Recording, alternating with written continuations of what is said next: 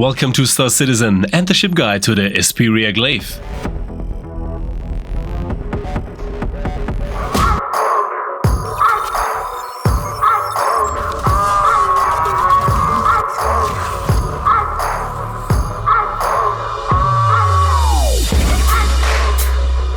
And as in any ship guide, we start with the exterior. The interior is omitted in this medium fighter, which has only a cockpit. Check the operational capabilities, although these are limited here purely to combat. Go on to the atmospheric flight to finally draw a conclusion.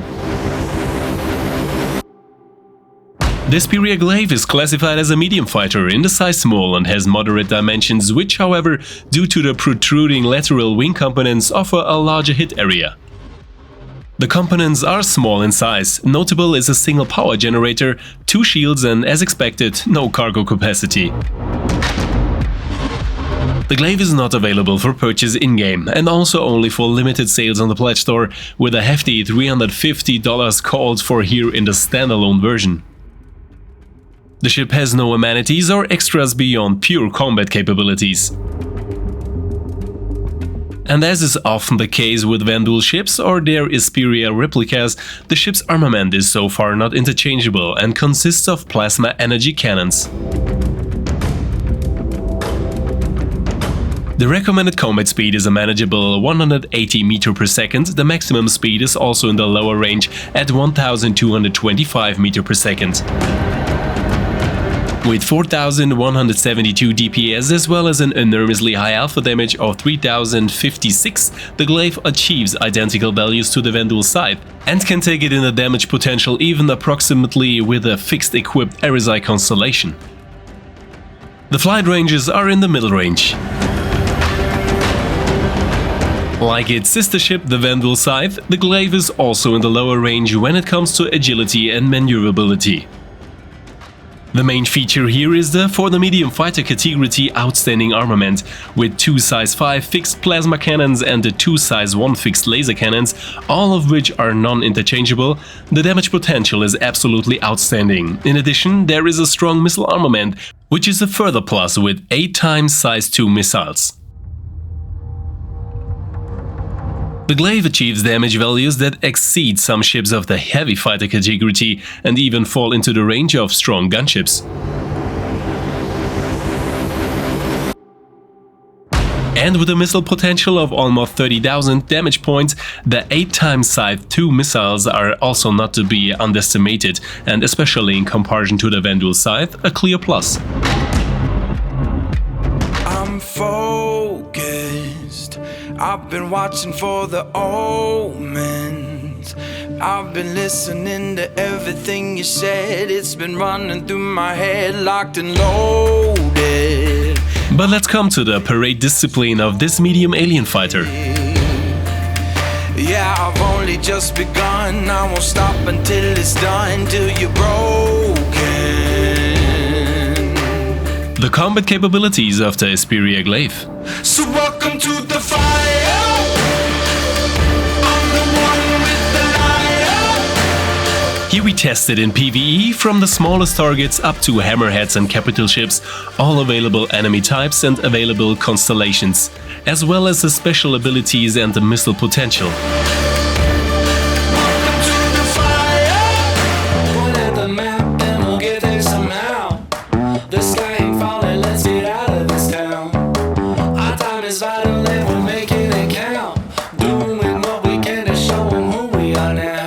Especially against targets which have 1 or 2 shield generators of the size small, the firepower of the size 5 plasma cannons is mostly devastating, resulting in destruction within 2 to 3 hit salvos.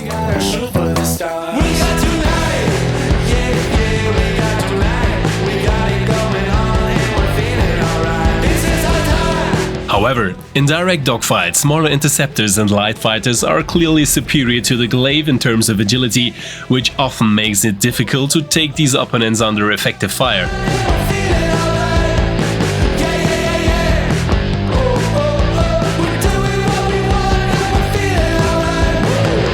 Against larger targets, ranging from the Drake Cutlass series to the Freelancer, which have medium shield generators, more hits are required, but the Glaive has the advantage of greater agility and maneuverability. which makes it much easier to take out these enemy types. We are never looking back because we made it this far. Don't have to stop, never listen to them. If they don't like the water, then they don't have to swim. We got to And against enemies of the high risk or very high risk category, we usually have no difficulty in taking them under fire, as they are also clearly inferior to the Glaive in terms of agility. Only the Anvil Hurricane, which is increasingly used in higher level missions, is at least on par with the Glaive in terms of agility.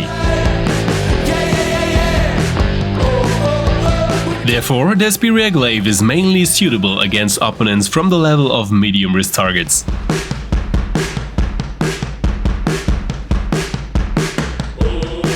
We'll show the world who we are.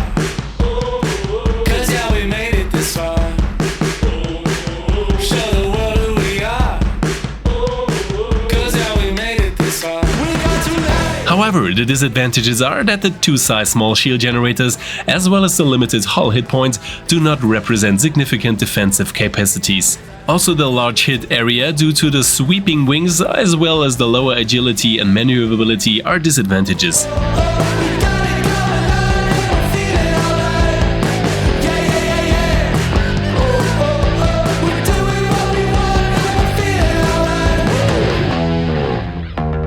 A plus, however, is the missile armament of the Glaive, which with 8 times size 2 has a comparatively high damage potential. In the standard version, these are Bullet 2 infrared missiles, which can generate a damage potential of 28,000 points. Take it slow, I'll keep on pushing 'cause I know I'll take it farther. And everyone that knows me knows that I am stronger. Especially in unguided mode, when firing at short distances without missile activation, a hole can be torn in the enemy shields against larger targets, a hammerhead or larger, which we can exploit effectively and quickly by using the plasma cannons. An advantage not to be underestimated. This. Yeah, I know that I can do this. I know I got this. Just watch me do this.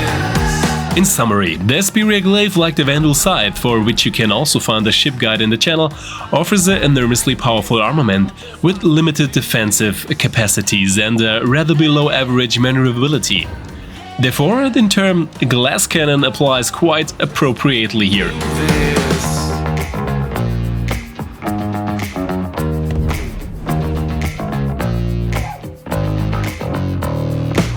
And as a special feature of the Vandal ships, or the corresponding Esperia replicas, are the extendable and usable blades, which cause only very limited effective damage. No telling, ain't no telling what will happen next. But I can tell you it's my. These are automatically deployed when the missile mode is activated, and can be activated indefinitely by switching back and forth between these modes. So currently more of a nice gimmick than a combat useful tool.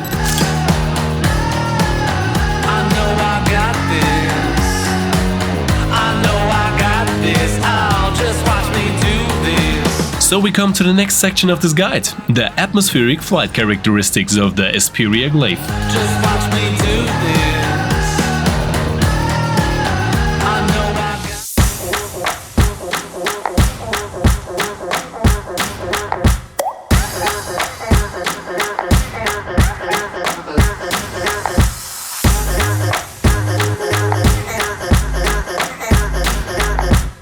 In atmospheric flight, a limited maneuverability is noticeable, whereby the strong propulsion through the good acceleration makes handling in the atmosphere predictable, but fast direction changes and maneuvers can only be performed with the appropriate space and delays.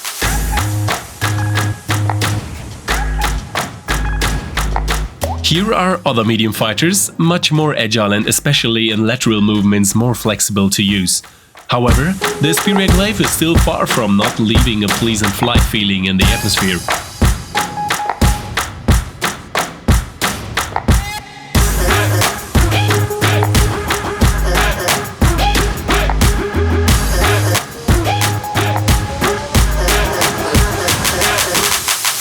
And so we come to the conclusion for the Esperia Glaive. The damage potential is almost impossible to beat and would still be excellent even for a heavy fighter. Defensively, we have few options, which is why we fall off significantly here. Agility is in the middle range, tending even to the lower range, as is the generally poor speed. And amenities we find neither as a weapon compartment, storage space or anything else that a Vendul could use at all. So we recommend Esperia Glaive for those who want to use the highest possible pilot damage, can do without amenities and already have advanced handling skills. And for the composition of a fleet, the Glaive is also a good and useful support of the damage potential.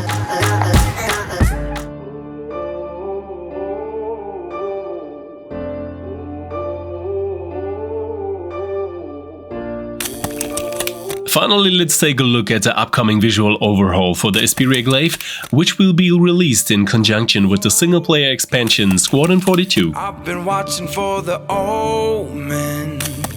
I've been listening to everything you said. It's been running through my head, locked and loaded. I hope you enjoyed the video and leave me a like and maybe even a subscribe here. The Esperia Glaive is a damaging choice as a medium fighter, which can score with an enormously strong standard armament. For experienced pilots who can play out the strengths and also cope with the limited maneuverability and speed in combat, a very expensive but effective choice. But as always, I'm interested in your opinions on the subject. What do you think of the Esperia Glaive? Feel free to write me in the comments, in Discord or in the almost daily Twitch livestreams. And as always, the most important at the end, a big thank you to all Patreons, channel members and Twitch subscribers. Without you, this would not be possible in this form. You are a huge motivation.